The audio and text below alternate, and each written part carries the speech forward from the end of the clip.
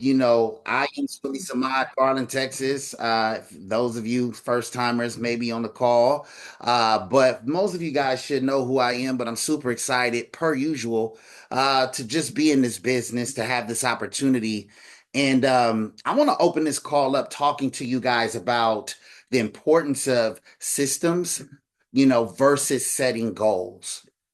Okay, there's nothing wrong with setting goals. So I don't want you guys to take this training out of context, right? I'm not pitting systems against goals, but what I'm about to elaborate on is why systems are the best counterpart to a goal. Does this kind of make sense to you guys so far, right? Systems are the best counterpart to a goal, meaning that if I set a goal with no system, my goal is pretty much null and void.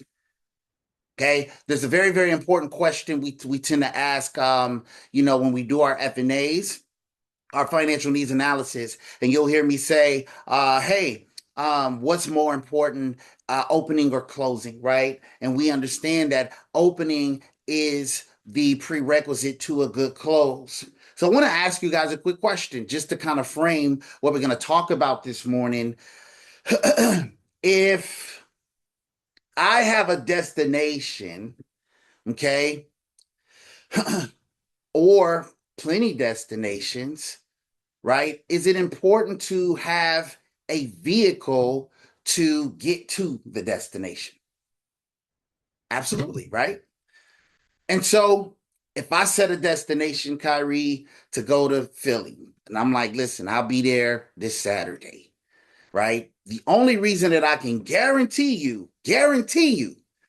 that I'm gonna be there without question is because I'm going to leverage a system called a vehicle or airplane or both to assure that I get to the desired destination, right? And in order to guarantee it, I mean, and Kyrie's going to say, listen, he's going to make plans for my arrival because our faith in the system to get there is just completely 100% bought into. Like, I know he'll be here. I got his itinerary. I got his flight number, right? I know what hotel he's going to stay in, right? I know the address to his Airbnb because we've got so much faith in the system to get to the desired destination that the desired destination is completely inevitable. So let's bring it to the business, right? The problem with success and failure in business is not a lofty goal.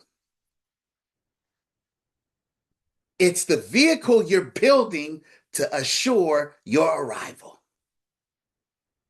And if we don't have a system, right, that assures our arrival, that's where business gets scary, right? That's where we start to try to build vehicles and have to be creative. And we're trying to think of new things to do, right? And stuff like that. But on the Supreme team, we're saying, hey, we already built the car.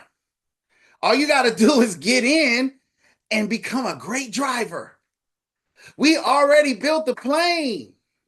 All you got to do is not be scared to get in the plane, control the knobs, control the levers, press the buttons the right way, and we can show you how to land that thing every single time. So now you become powerful, princess, because now you can say, listen, well, if the same vehicle that got me to 10K, can that vehicle get me to 20K? Absolutely. But the problem or the mistake that a lot of people make is they want to change the vehicle, right? They say, well, I got the 10K, but there's this other vehicle that I was entertaining. And we're like, no, no, no, no, no. Just drive this car faster. This car will get you there, right? But you were new, timid to the vehicle, right? So you drove it at 30 at first. You was a little scared. You're like, you was hitting corners wide, like how you first do when you drive, right? It's like you make them right turns, you in the other lane a little bit till you figure out how to bring it back. But you arrive safely to the desired destination. You're like, oh my God, this thing works. I hit BD. Oh my God, this thing works. I closed IUL for the first time. Oh my God, this thing works. I did a rollover. I did an annuity. It's just like when you're driving a car, right? In the beginning, it feels surreal. You're driving with your conscious mind.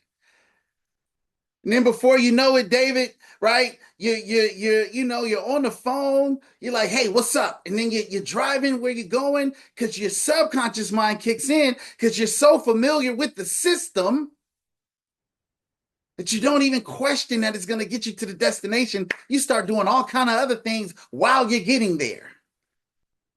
Like Kim Howard right now, she on her way to work.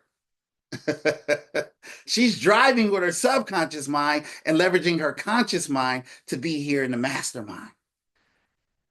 That's the power of a system in relationship to goals. Does that make sense to you guys? So I'm going to kind of give you guys a 10-point summarization of the importance of just kind of understanding why the system is prerequisite to the goal. So hope you guys got a pen and pad, and then we're going to switch gears a little bit. Okay. We're going to talk about something called critical periods. All right. So hope you got a pen and pad. Number one. All right. Stop chasing goals alone and start buying into systems. See, when McDonald's built that system, you know how many people came and patent and bought into that system and copied that system that they had to patent it? Every fast food chain you see right now is a byproduct of the original system called McDonald's. But to get to 30 million served, right? At first, there was some fallacies. At first, people dropped a few fries on the floor. They dropped a few hamburgers on the floor, right? But once they got good in the system, 30 million served. Okay. So don't buy into goals alone, buy into systems that get you to the goal. Okay. Most people become emotionally attached to the goals alone and emotionally devastated when the circumstances change. But leaders, innovators, highly successful people focus on systems, habits, and standards. Okay. A goal tells you where to go, but a system determines how you get there.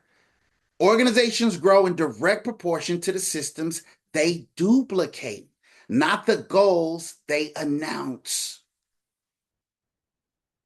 This is why it's so important for everybody who's a business leader right now on the call to understand that everything I do now is going to duplicate tenfold later, negatively or positively. If I don't turn my camera on the call, I'm giving my team permission not to turn their cameras on the call. If I don't speak out on calls and give voice to my goals and my dreams in regards to being a leader, my team won't do it. If I'm not focused on the mundane, the 3, 3, and 8 every single month, okay, my team won't make that a focus. I got a team full of people with bright ideas. And it's like herding cats. But I promised you, you get 100 people focused on 3, 3, and 8 every month, the organization will be unstoppable. It's really that simple. Number 2, position yourself where success naturally occurs, right? One of my mentors used to say, place yourself where you see yourself. If you see yourself a speaker, right, a leader, well, place yourself before you become a business leader here. Go sign up for TED Talks. Go sign up for Toastmasters. Place yourself where you see yourself. This is why we say, listen, if you want to be a leader on the platform, host, do the recognition, do a training, tap your BD on the shoulder and say, listen, I wanna close the next Team Pop meeting. Okay? Place yourself where you see yourself. So instead of saying, how do I make 10K a month? How do I get to 20K a month? Where are the people already making 10K a month? And how do I position myself there? Success is often a matter of environment before effort. Okay, so change your environment. okay, before you try to change your results, but within your own power, right? You don't need some sort of platform to do so. You can do it with the environments that you have access to now. How many guys go to church, right? Man, if you really about it, listen, tap the pastor on the shoulder and say, listen, how do I get up here and speak about what I want to speak about? Right? Use the environments and the communities that you have now to place yourself where you see yourself. Number three, adaptability. Okay. Adaptability defeats instability. So the goal setter says, my plan failed, right? But the strategist says the terrain changed. But if you're focused on the constants and not the variables, it doesn't matter. See, I can tell, show me a person who gets frustrated very easily on a day-to-day, and I can show you somebody who doesn't have a big vision. I can prove it. Last night in our breakout, a young man by the name of Kyrie Jones said, I got frustrated on something in my immediate environment. And his wife said, listen, we got a bigger vision to focus on, and it made the smaller frustration completely obsolete instantly. Show me somebody who's frustrated by the day-to-day mundane, and I'll show you somebody who has a small vision. How do I say this indirectly? A big vision is the antidote to small things. So sometimes you don't have a execution problem, you don't have a illustration problem, you don't have a client problem, you've got a vision problem. Okay? If we had an NBA team, okay, or a football team, and our goal is a championship, do we get frustrated early in the season when we lose a game? No. We like, look, let's get it together because this is the marathon, not the race. Right? And we're here for the marathon. We're here for the long-term goal. It's in our immediacy that we find frustration. It's in our immediacy you find people who like Anthony Rubio said yesterday, they find the exit. And the dangerous part about finding the exit, I promise you, most people who take an exit, Marlena, on the front end, they think they about to take a rest. But that rest turns into 3 months. That rest turns into 6 months. That rest turns into a year. Most people don't quit on purpose. There's nobody who says, today's the day I quit. It's a process, not an event. Yeah, get your notebooks. Quitting is a process, not an event. This is why you have to fight every single day by coming to these meetings and purchasing more belief. Because this in the beginning is what you have to fight with. This is your sword and your shield. Okay? So show me somebody who gets frustrated very easily. I'll show you somebody with a small vision. Your frustration is not a closing problem. It's not a skill set problem. It's not a he faked on me or, he canceled the meeting problem. You have a vision problem. I'll give you one more example. Myself and Miss Aida Ramirez yesterday, right? Somebody no-showed us. How did we combat the no-show? We realigned with our bigger goal. We realigned with our bigger vision. And it became sweat off our brow. It was dirt on our shoulder. It was like, look, let's keep going. Right? And we leveraged it. We talked about it. And we leveraged the no-show to get better. Okay? This making sense so far to you guys? Put a one in the chat because y'all a little quiet this morning. So put a one in the chat. I know it's Tuesday. It's our first winter circle this week, right? But I got us. Let's go. All right, so Market change, people change, circumstances change. Leaders learn to adjust without losing momentum. Focus on the constants, not the variables, right? Never become emotionally attached to a strategy. Stay committed to the mission. See, one of the reasons that I never lose enthusiasm is because my mission is to create 1,000 millionaires. And I understand wholeheartedly, Kyrie, that if I help everybody have what they want as a natural byproduct, I'm going to have everything I want. So it's never about me. So I'm almost immune to disappointment. You can't disappoint me about this because it's about you. It's not about me. Isn't it funny that the key to money is selflessness? See, Hans and I talked about this early this morning, right before the prayer call. And we were talking about how, people kind of get frustrated and check out. And we were talking about how the key to true wealth is a value proposition and how people think that if they make it about them, I got to get after it, got to be a go-getter. Right? I got to make it happen. Right? That's a hustler's mentality. There's a lid on that kind of money. You might pay your bills. Don't get me wrong. But we're talking about generational wealth. We're talking about money so ridiculous that you don't even count it personally. I'm talking about the kind of money you got to check in with. Like, hey, how much do we got? Accountant, tax advisor. I can't even count it personally.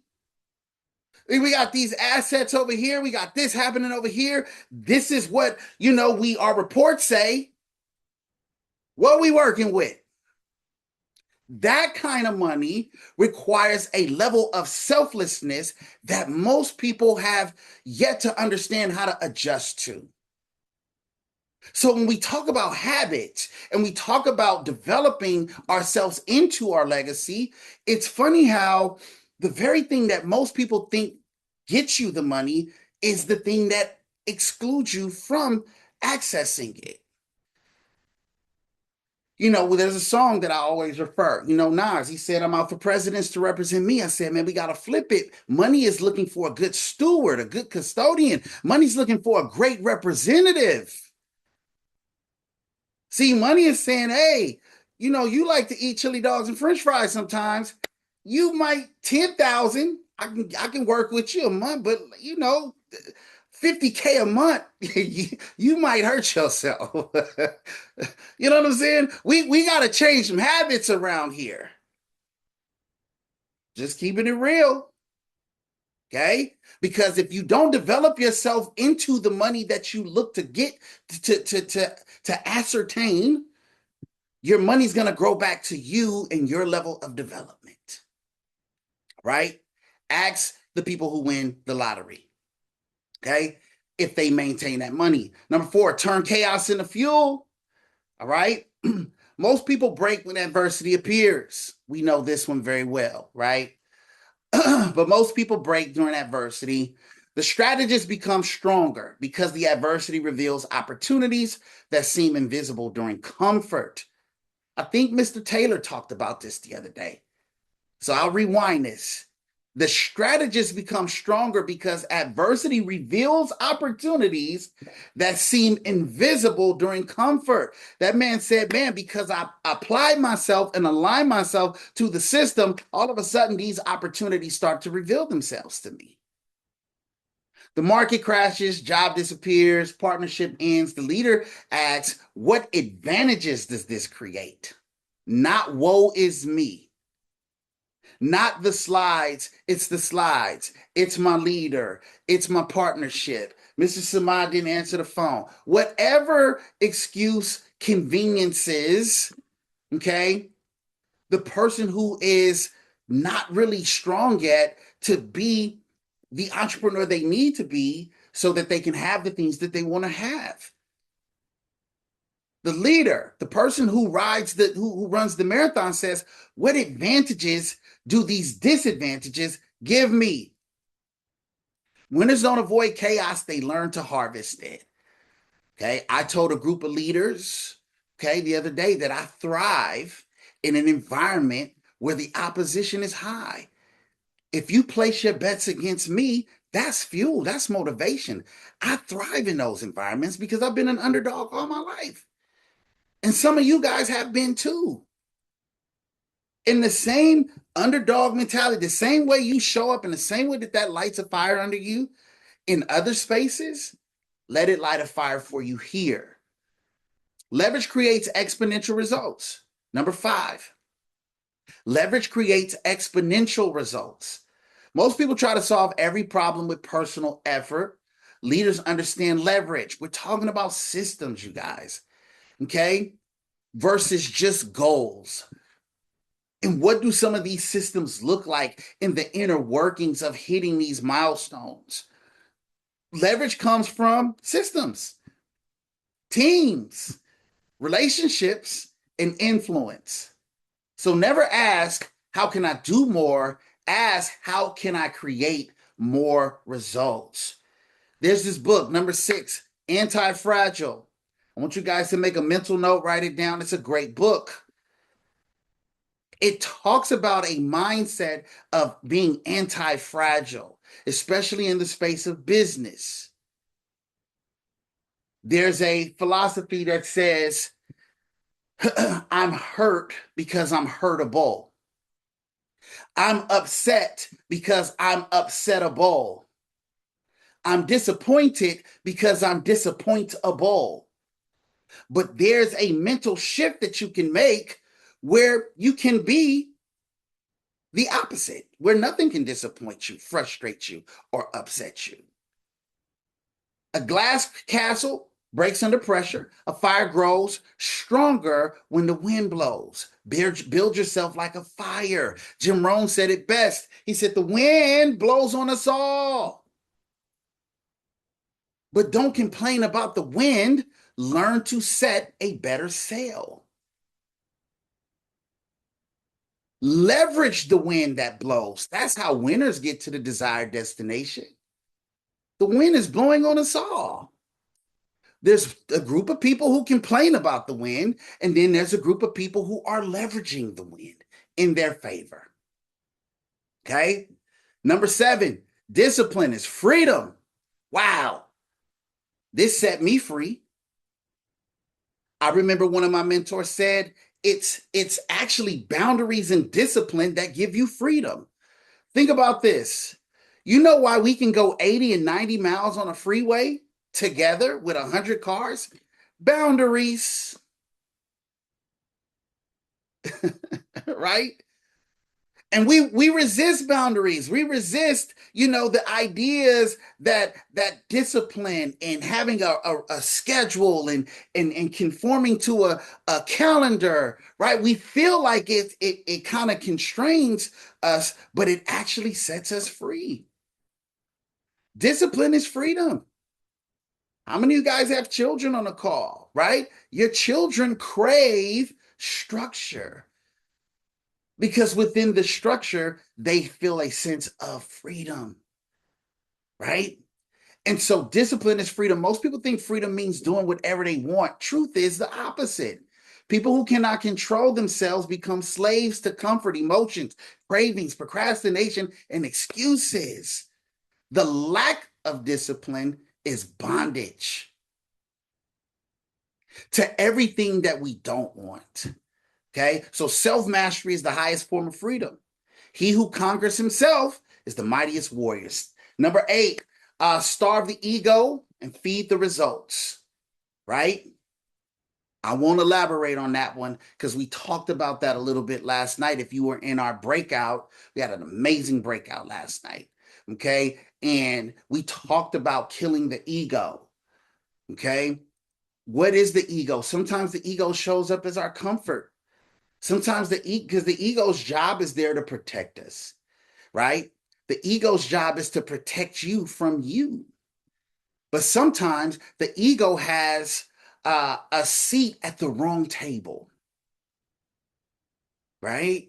when we're trying to grow, when we're trying to develop ourselves, when we're trying to reach new heights, sometimes we have to tell the ego, hey, you don't belong here. Okay. Number nine, become the ruler of your mind. I won't go into that one. All right. But I will say you guys should try this on for size. All right. Go on a complaining fast. I'm telling you, it'll change your whole purview. Go on a complaining fast, meaning that anytime you feel yourself about to complain about something, say, oh, yeah, I'm fasting. What's going to happen is you're going to become hyper aware of how much you complain. And it's safe to say, if you've got lofty goals, I mean, goals to change your life for the rest of your life, financially, it cannot coexist with a disposition of complaining. Because the truth of the matter is, true innovation comes from a philosophy of the problem I find is the problem I fix. W-2s, public schools have all hardwired us to think that there's someone else responsible for the things that we like and dislike about our lives. And it is not true. In the event that there's something happening in your life that you don't like, that is 100% your responsibility. And only then will you start to move toward a trajectory of real change. Number 10, leadership requires emotional control. The greatest strategic trap is emotional leakage. When emotions begin to dictate decisions, right? Fear destroys vision, anger destroys judgment, excitement destroys discipline, and discouragement destroys consistency. All right. So I wanted to kind of open up with that this morning because systems, you guys, over goals. Okay. Goals are great, but without systems, I'm talking about mentally engineering systems, right? From a standpoint of do's, don'ts, mental and psychological boundaries, right? Of saying, hey, I am carving out a path toward a particular goal in life and I have to engineer my own psychological, emotional systems to get there on top of the systems on our platform to help us get there also. Does that make sense to anybody?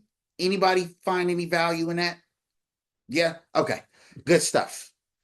So last night we had an amazing call and we talked about the blessing of this opportunity. How many of you guys excited about your business? Put a one in the chat real quick if you're excited about your business. Okay, good stuff. We'll make sure we're talking to the right folks here. Um, but we talked about something called critical periods. We didn't language it like that last night, but we were talking about how sometimes people just miss it. They miss it from a standpoint of not really seeing the platform for what it truly is at the time they have to see it for what it is. And that window of opportunity, it kind of comes and goes. And this is why I say things all the time like, hey, don't be casual here.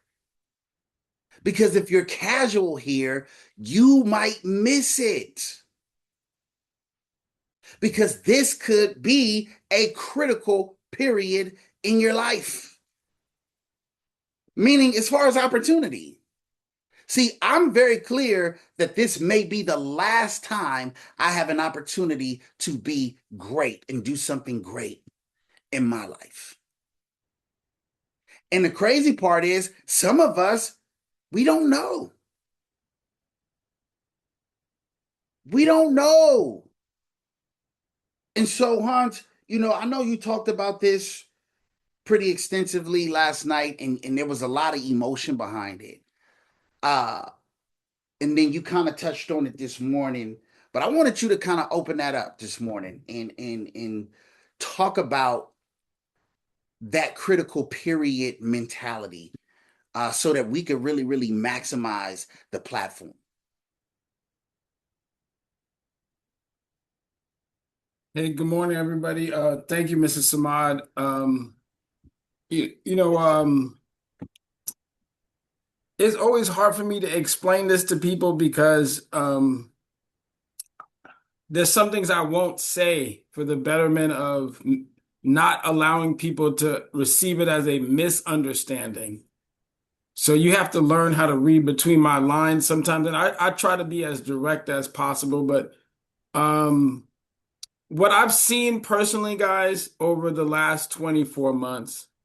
And what I've seen before I got here, I've been in business long enough to understand that business is a space that now requires you to not only be exactly what Mr. Samad put on some of the notes is that if you don't become disciplined, if you don't become consistent, and there's something that he also said that if you don't learn how to starve the ego in you, you will fail. What I've seen is before I got into this space, is people who said things to themselves. One of the reasons why I say do not lie to yourself is because that lie will crush you if you don't understand what you said and what your brain will become accustomed to the idea that you said this. And now you are finding a reason or an excuse to justify what you said that you will now not do. I hope you guys got that. What I'm trying to express is that I've seen plenty of people show up in a room of excitement, enthusiasm. Hey, we're going to crush it. We're going to make this work. We're going to figure it out. And this is prior to getting into this room. I remember my wife and I having a conversation with several other people that we've done business with. And there's one gentleman that I remember the most because he was sometimes now when you're too enthusiastic, you actually scare me. I've seen people become so enthusiastic about the idea and the possibilities of what is true, meaning that it's true if you fulfill it, but the challenge is that you become your worst enemy in the future if you do not fulfill exactly what your words allowed you to make a statement of, but because there's work that was required. So what that meant was that when people would run into the work possibilities of what was required and they weren't okay with doing that work, they would start to begin to create a new lie. The new lie would be like, here's the reasons why. Oh, this is what is occurring. This is the validation behind why I won't walk into a school, or this is the validation of why I won't call my friend. This is the validation of why I won't show up at a meeting. I've seen this outside of this space. And then what happens is one of the reasons why I say, hey, I know you'll talk about me is because I've already gone through those seasons before, which means that now I become your enemy, or Mr. Samad becomes your enemy, or your business director becomes your enemy because you have to validate to yourself the reasons why you're not going to do the work and you're going to make it somebody else's fault. Like I could wake up and say, well, hey, honey, why didn't you wake me up? My wife could turn around and say, well, hey, you have an alarm. You knew you had to get to that appointment. Is there a reason why you didn't turn on your alarm the day before? Why is it now my responsibility? That's the lie. The lie is that you actually own a phone. You could actually put the alarm and prepare yourself for tomorrow. But because you assumed or you made this decision, and when you woke up and realized that because you did not put the alarm, you can turn around to your spouse or your children and make it their problem. So it's no different that, hey, well, the reason why I'm not succeeding here yet is, well, okay, Mr. Samad didn't answer the phone, or Hans Augustine wasn't available for that three-way, or whatever it is that you need to express to yourself. But I want you guys I wrote something down while he was talking. If the destination is to go from New York to California, can you guys do me a favor and just unmute and confirm this for me? If the destinations to go from New York to California, is Ohio where you got to get to? No. Okay, if we No. got Absolutely to not. if we got to Chicago, is Chicago where we got to get to? No, No. Okay, is Vegas where we got to get to? no. No. Okay, so then if you get to Ohio and stop, whose fault is it? I gas am. Prices. I'm kidding. I'm kidding. That would be on you. Yeah. So what I've learned is that I've seen people say, "Hey, I arrived here. My destination is California, but for some reason when you got to Ohio, maybe something attracted your attention." The other day, somebody reached out to me and say they literally tried to beg me to go into their business. And I told them no. And they couldn't understand why I was saying no. I said, guys, I don't think you understand the reason why I'm saying no. I've been telling people for the last 2 years that I'm going to be here for the next 5 years, and I'm building 18 agencies or more. So the answer is no. He couldn't get it. He says, no, but Ohio looks great. I said, no, I don't care what's in Ohio. I'm trying to get to California. Ohio could be great. Chicago could be great, but my destination is California. I'm not saying there's not anything great, but it's what did you say to yourself, or what did Hans say himself? Because if I don't keep the promise to California, when I get to Ohio, I will lie to myself there too. When I get to Chicago, I'll come up with a reason why I should not stay in Chicago. When I get to Vegas, I will come up with another reason to go back to New York and start the process all over again. And you are so close to California when you got to Vegas. You are literally, Miss Princess Map, how far is Vegas from California? 3 hours. 3 hours. So you were 3 hours away from California and you went all the way back to New York. The reason why I started sharing it, Mr. Samad asked me why I was exhausted yesterday. Do you know I wasn't exhausted because of the business? I was grieving, actually. I was grieving by the idea for the last 24 months that I've seen a vision that I know to be true, and I've seen people detour and go back. They were in Vegas and they'll go back to New York. Now, when I grieve, I give myself permission to grieve for less than 24 hours because I won't get stuck with you in New York because I'm already in Chicago. I'm a business director. I'm already in Chicago. All I'm doing was just making a stop to get some lunch, some refreshments, and I have to get to Vegas, which is my equity ownership. Now, the reason why I say California is because I still got more work to do. I gotta get before I get to California, between Chicago and Vegas, I gotta figure out how I'm gonna come up with my 18 plus agencies. But Mr. Samad said, Hans, it's actually not on you. It's actually on the system that we are building. If you follow the system, then whatever you saw in Ohio doesn't really matter. It doesn't even really matter that if you got to Chicago and it said, listen, see what my friend was trying to convince me of the other day was like, hey, what I got going on in Ohio is great. I said, I'm sure you do. But what I got going on since I started in New York, I'm pretty much halfway there and I'm not interested in starting all over again. And I'm not quitting and I'm not changing my mind and I'm not coming up with a new reason. But here's the critical thing. What I saw also last night too was like, oh, I saw another answer to something that I dreamed about. And the reason why I had to go sleep for a little bit was I was grieving for the people who didn't arrive in the room. And I got over it instantaneously as I got up this morning because I got to get to California. You don't have that much more time left.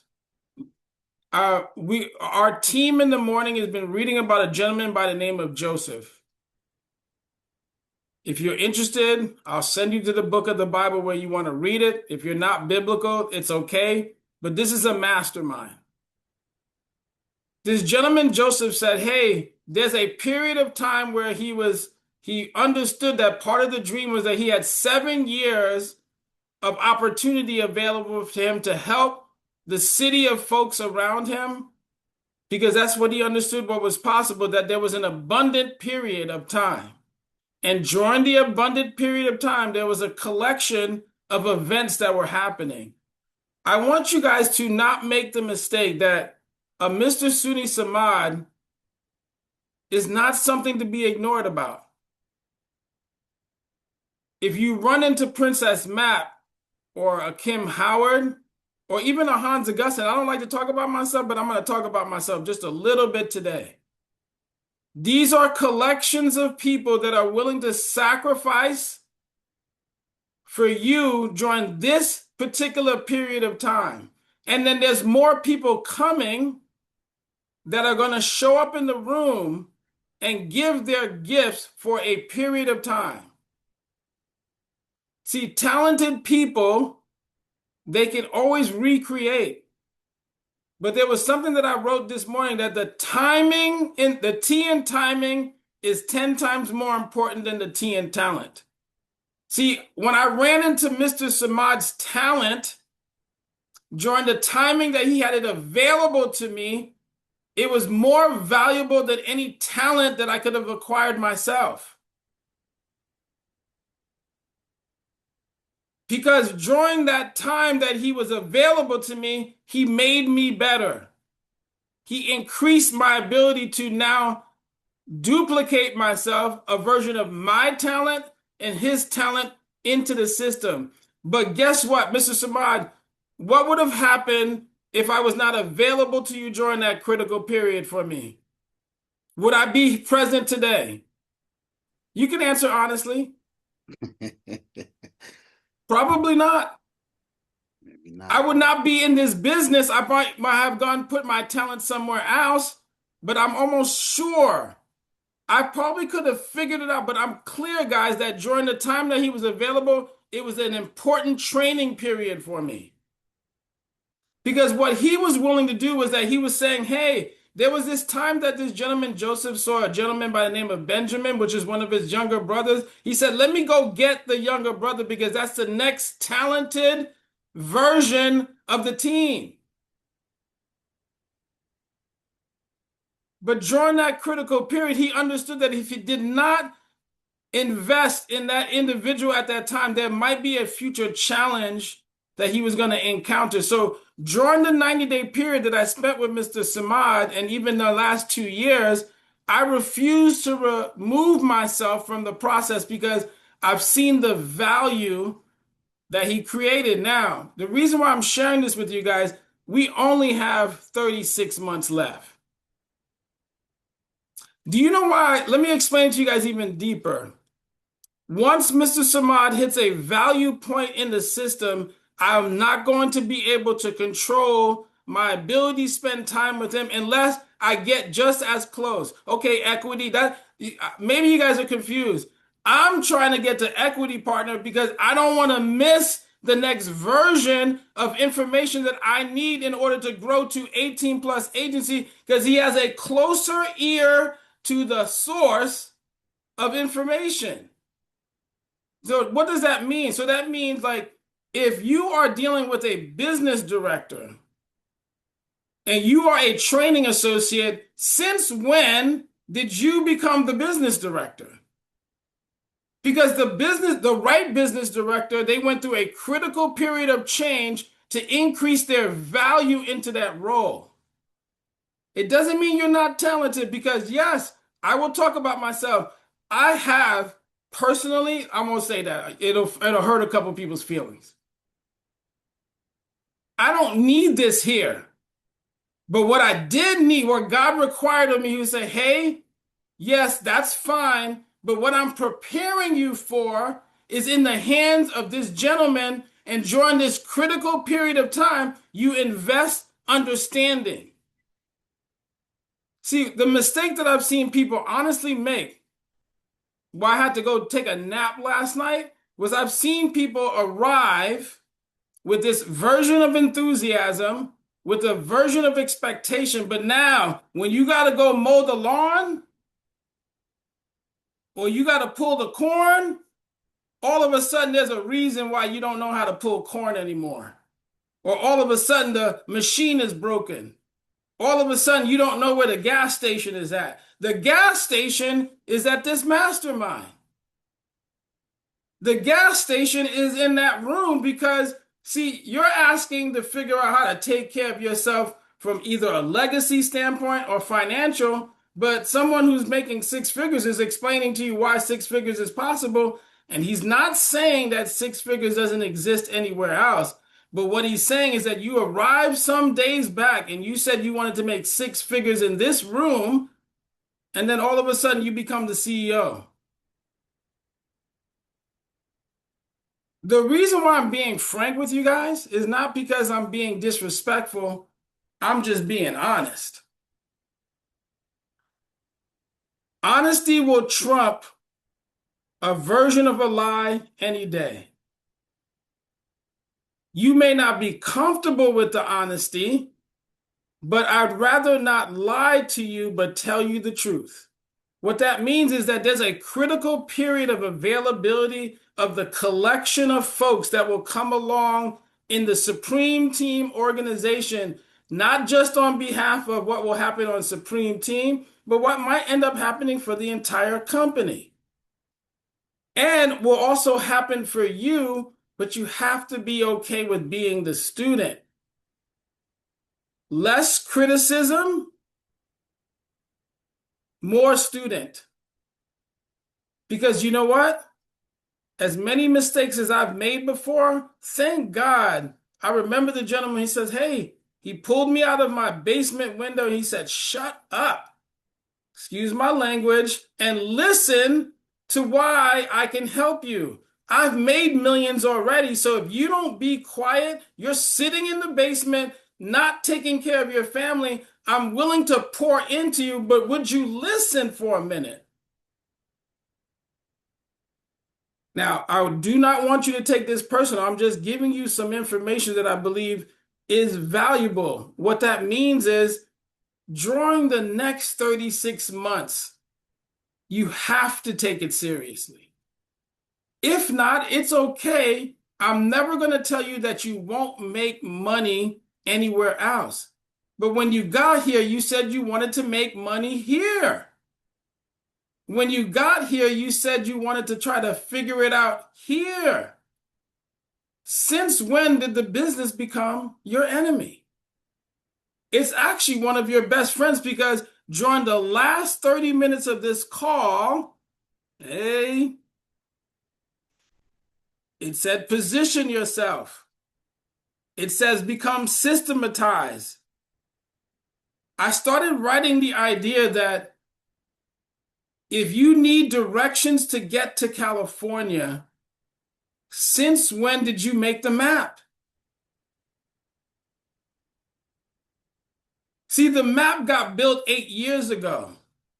It actually got built for everybody else who was not going to arrive. Now, I'm not going to tell you there's not another map, but you can't tell me this is not the map. You can't come up with a reason why the map that I've been following that got me to business director is now a problem. You can't explain to me why a three-way call is a problem. You can't begin to tell me that a presentation that you didn't even create, because you don't even know how to manage a PowerPoint, and all of a sudden you got a problem with the PowerPoint. I'm just being honest. What that means is that I love you enough now to be so honest and be okay with the results of it, because this ain't the first time you left me. Or this ain't the first time somebody else is going to leave me. But do you know what I did the other day, Mr. Samad? Can I just tell you a fair amount of truth, sir? I went through the pictures from the day that I got here. Do you know who the only person in the picture is? Myself. And a few other people like yourself. I've been in pictures with this gentleman for the last 2 years, and for some reason, he's always in the picture. So here's what you should do. You should stick around with the people who plan to be in the picture for the rest of the story. Because the other people who come up with great reasons, they left already. They ain't here anymore. They're not screaming on an 11 o'clock call trying to make sure that you make it to the other side. They got reasons. They got stuck in Ohio. For some reason, Chicago looks so beautiful, but ain't nothing happening in Chicago. Now, there ain't nothing against the city of Chicago, but the destination is California. If you told me you were just trying to get to Chicago, so see, the thing that got me the other night, Mrs. Samad, is that there were so many people who said, I want to get to California with you. But now, as soon as they started mowing the lawn, as soon as they started pulling the corn, and as soon as they understood that it was a 12-hour day and it wasn't a 2-hour day, and it wasn't just some instant. See, here's where I could talk a little bit, and I'm going to talk slightly loud, not loud enough because I haven't finished the job yet. Somebody said, Han, start posting. You can't tell me that I haven't posted for 2 years. I wish you would. You can't tell me that I haven't showed up here for the last how many 11 o'clock mastermind calls. I wish you would. And when I wasn't on the mastermind call, do you know where I was? In an appointment. And if I wasn't in an appointment, I was running another business. If I wasn't running that business, I was running another business. Now, I'm not being fresh. See, that's where you can make the mistake. What I'm doing is sacrificing my time. I'm just being honest. People are sacrificing their time because do you know what talented people can do? You know who got my attention last night? And she reminded me. Miss Audra, if you were on that call last night, she's actually had 5 different potential careers. That's what talented people do. They can figure anything out. You want to become the best lawnmower? If you want to become the best doctor, they'll figure it out. If you want to become the best astronaut, they'll figure it out. If you want to become the best business owner, they'll figure it out. But there's a period of time that they're available to you. And during that critical period, that's when you gotta see. When I met my mentor the first time, literally, Mrs. Samag about to go through the same experience. I'm friends with my mentor. I just spoke to him last night.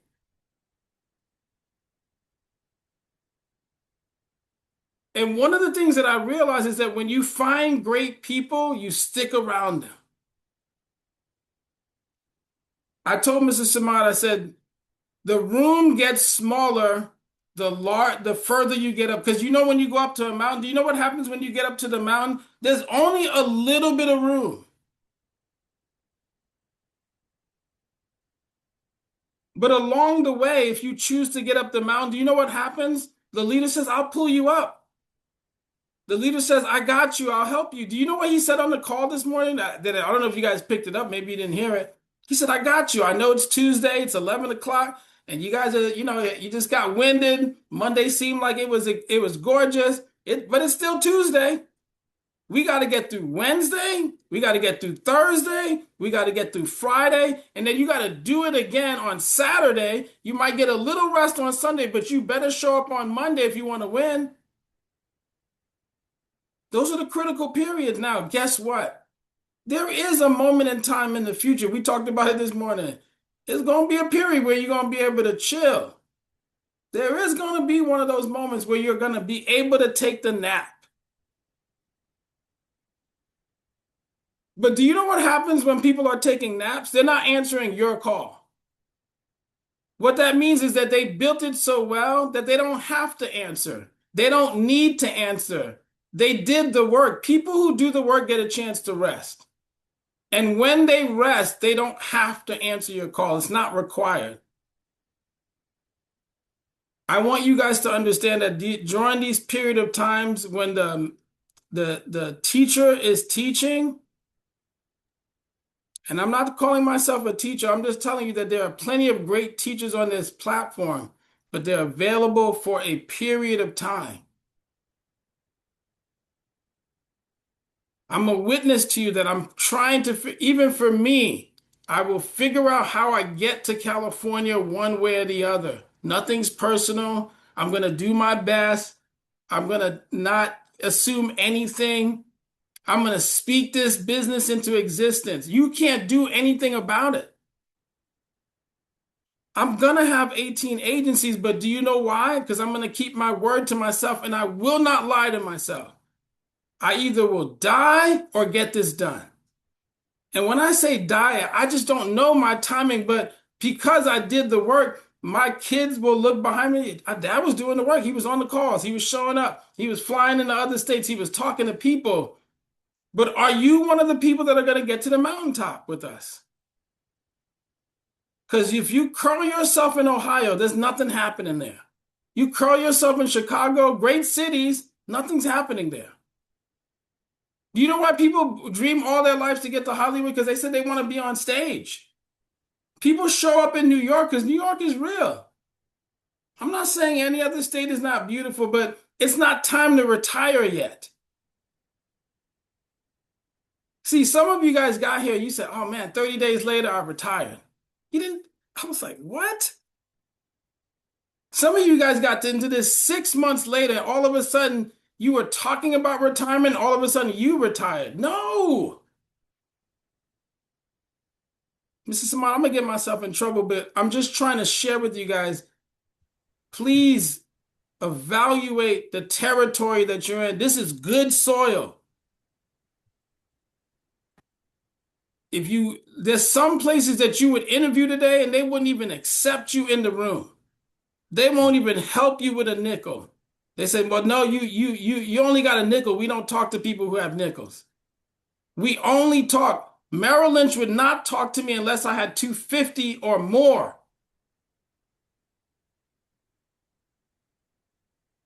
I'm not talking about money. I'm just telling you that some people won't let you in their room until you have a certain level of qualification. What we said in this room was that there's a collection of people that you don't require a qualification. What you require is a discipline and consistency and a level of work ethic, and we can work with that.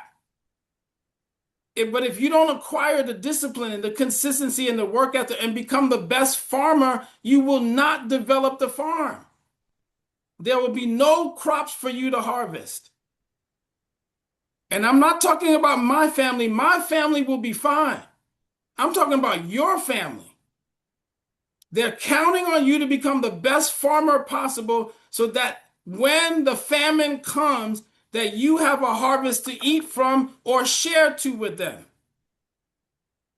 See, I'll have the ability to forgive my family. I'll have the ability to say, Mrs. Samad, I don't know what happened, but it's not going to happen to him, but I'm going to give him something because I can remember the 2 years that you spent to me to develop me to become better. So when he shows up, if there was ever a reason for him to show up, he's got a place to sleep at. Because he did the work. You guys think I'm talking about him because I'm in love with him? I respect him. And I love the work that he's done on this platform. And I'm just telling you, it's not promised for the rest of your life. So show up in the room and do the work. Become disciplined. Become consistent. Follow the system. Don't make your own system. It's already been created. Because all you're doing is taking a detour. See, the reason why I tell you guys I got sent is because every once in a while I wake up with a little bit of grieving and I'm like, man, I wish this person understood. I got to leave them behind. My family is counting on me to create them a harvest.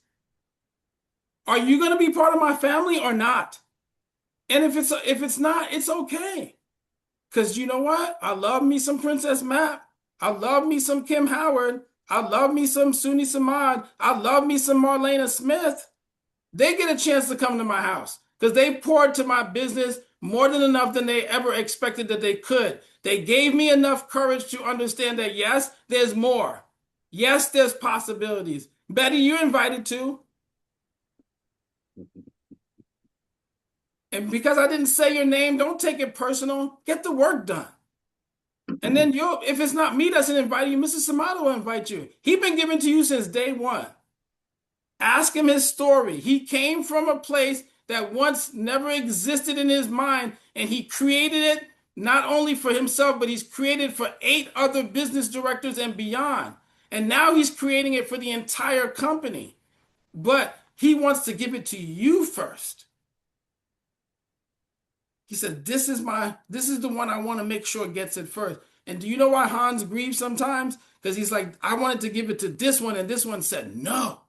Now I got to go give it to this outsider. I got to go give it to somebody else. Because the gift can't sit and wait for you. It's not mine. You got to give it away. When it's a gift, you cannot keep it. It's meant to be given away. It's impossible to keep. It will choke you. So when the gift is to be given, you have to serve. Mr. Samad, I'm going to be quiet because I know it's past 12 o'clock. I'm just telling you guys some truth that I hope hits home just a little bit, because this ain't no product training. This is the mastermind. This is when you begin to shift your thinking towards the idea of what's possible when it was impossible once for you. But don't take the fruit and bite it and throw the rest of the fruit in the garbage. Because you'll wake up one day and it may not be available to you. Yes, sir. Yes, sir. Listen, it's 11:04. I know some of you guys got appointments to go to. That's totally understandable. Thank you, Hans, as always, brother. I hope y'all are taking notes. You know, please don't mistake passion from a or look at it through a lens of offense. Nobody's talking at you. We're talking to you. The language of business is honest, you guys. You know, when we walk into these rooms, I always try to qualify the tone. The first thing Brad Pham ever said to me was, "What the hell are you doing here?" His very first words to me, the CEO, but I didn't take it personal because I understand $30 million later and 20 years of sacrifice, we got a little bit of time to talk about a lot of things. So the checkpoint was real. Like it wasn't rhetorical. I popped up in El Paso and it was like, what the hell are you doing here? It was a serious question. It was like, who qualified you to be in a room with me? I need to know the answer. And I told him, I said, I'm here to help you build our infinite company. And he pulled up a chair next to him. And he gave me a little fist bump. And that was my introduction to our CEO. And I'm saying that because when we get into these spaces, family, the conversations, right, sometimes are going to come across passionately. We're really on a mission. This ain't no cookie cutter IMO where we just gonna always talk about, hey, and then, I talked to a client and then, so I put him in a term because I felt like the term. Listen, and I'm not making a mockery of people who talk that way because there are rooms to have that conversation. But I promise you what makes this special is that we go beneath the surface. Because the success principle anywhere is a success principle everywhere. And if you get better, things around you get better. And a lot of people who call themselves leaders don't love you enough to talk to you. See, they'll talk to your money, Kyrie. They'll talk to your production, but they're not going to talk to you. They don't know your daughter's name is Riel. They don't know that, Stephen Taylor, your wife's name is Maggie. They don't know, David Upton, that, you came out of a New York life environment that you felt like you couldn't authenticate yourself in. because you didn't want to be a salesperson. You wanted to be a human being that happens to provide value to people. There's no room for that in these other rooms. Talked to Aida Ramirez yesterday for about an hour and a half. We no show, but we ended up talking for an hour and a half. Powerful young lady. Writing a book right now, talking about her experiences being a Latina woman in this space. I learned so much talking to her as a human being. But this is where all the other spaces fail us. And then they say it's something wrong with you. Right? They say your tone wasn't good enough on the call, Kyrie, when you were dialing. You need to be a little more monotone. That's what they told me, at least. I was like, what? I'm like, that is the extent of your training? You just be a little more monotone. I'm like, God, man, this can't be it. Right? This can't be it. So what Hans is also talking about is a pathology. And we say it all the time. You guys, how you do anything is how you do everything. He's talking about showing up and really valuing the soil beneath our feet. Right? Really valuing the soil beneath our feet while it's here, because truth be told, it's sacred ground. We were all called here for a reason. If you look at everybody's route to our infinite company, OIC, man, listen, we got some really unique things in common. I won't go there, right? But man, this is a product of, a lot of pain, a lot of being told we weren't good enough, a lot of not qualifying and being status quo, a lot of falling short at the doorstep of what we thought we were supposed to be doing. And we ended up here. And I promise you, man, it's your turn. It's your turn. Or that we are too much, Aida says, right? Because that's been her thing, right?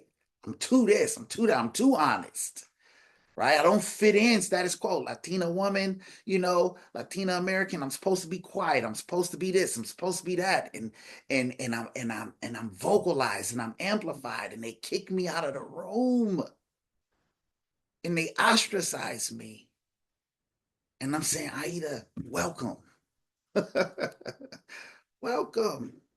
You fit here. I can't wait to hear what you have to say. Right? But it's your turn. But you got to take it. Oh, man, you got to take it. You got to grab this thing by the reins and take it. So, that said, great call, everybody. This is why we do what we do. I know Mr. Stephen Taylor had his hand up. It looks like he's on a call right now. So, Mr. Taylor, I don't know if he's still available. And Mr. Samad, I'll say one thing. Just know, guys, I love you enough, and that's what it is. That's all it comes from. This ain't anger. This is just making sure that we can take as many people along with us as possible. Yeah. We're traveling this journey not alone. We're trying to travel the journey with many. And we know what's coming. I know what's coming. I don't know how to explain it to you. It's just we want to take as many people as possible. And somebody took me before and said, Hans, you could be better. And I'm glad they said something. I might have been tight at the time, but I look at this person when I spoke to him last, I was like, yo, thank you, brother. I literally told Mrs. Samad that the other day. My mentor called me and I said, thank you, man. Half of my family has changed. My children went to school. They graduated college. There's a lot of things that, because that man came to me, he said, no, that ain't it.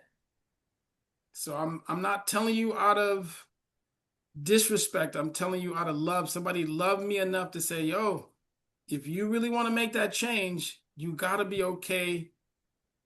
And somebody said it when I got here. Hey, you trying to build 18 agencies? Yelling at your team ain't gonna be it. Firing your team ain't gonna be it. That's what he said. And I fired everybody. I was like, y'all weak in my mind at the time. But he's like, no, they need help. He said, read a book. Go, and I read more books. And one day you won't be yelling. They'll be like, I'll be as a sheep as a lamb one day. Y'all be like, why is Mr. Augustine so quiet? Because I'm just going to get to that space where there is a version of me that'll be like, I hear you, son, but you still got to walk into that school. I hear you. That's great. You still got to make that three-way call, though. Oh, I understand. Your 100-person list. You didn't like doing it before, but that's what we do here. 100 names. And we're going to do a grand opening. It's okay. We're going to find new associates that will help us do that. And I appreciate your opinion. It's excellent. But in this system, we build. And it'll get quieter. But you know when it gets quieter, Mr. Saman? Quiet people just mean they got so much money they got nothing to talk about. They don't got nothing left to prove. I just got one more thing to prove to my family, and you guys it'll be hard for you to find me. I love you guys though. And don't ever mistaken truth for not respect and love. Absolutely. Absolutely. All right, Mr. Taylor, you got 60 seconds, brother. Let's go. Oh, you on mute. I've had my hand up and down so many times because it was keeping on going. But hey, I just want to let everybody know that Hans is amazing in a lot more ways than one. In many ways. But there's so many things I wanted to say, but I'm not going to because I don't want to take anything away from him. But he had a conversation with me the other day, and he told me something. He said, I really want you to learn something. He sent it to me, and I devoted myself to that. And so right here, right now, I'm putting my hand up. When the next sheet comes out, I'm going to take one of those wealth formula positions to choose that because I want to do that. But I also want to just edify you and him both, brother, because this space right here has made a big difference. And I have learned from him in all of these appointments that we've run together. And you know how I do systems. So I've just taken the way he runs an appointment. I just systemized it. And that's the way I'm doing. So I'm happy that I'm here. I got to go do a few weddings today over in Gatlinburg, but I wanted to make sure I was on this call. So thank you. Thank you, brother. No, thank you. Thank you. Listen, we appreciate everybody. Y'all have a blessed and productive day. And I'll see you guys at the top, field directors and up. We'll see you guys on the CEO call. And tonight is the wealth formula. We'll see you guys on that call too. Peace. Thank you.